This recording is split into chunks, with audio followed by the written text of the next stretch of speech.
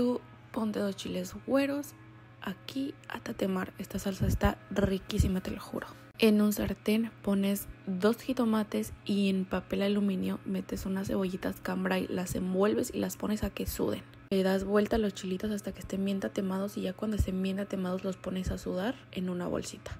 Los jitomates van a estar, los sacas, pelas los chiles güeros, les quitas todo lo de arriba, echas ajito en polvo, cebolla en polvo, sal, aplastas todo con un vasito, fácil, sencillo y tienes una salsa súper buena, martajada, riquísima. Bye.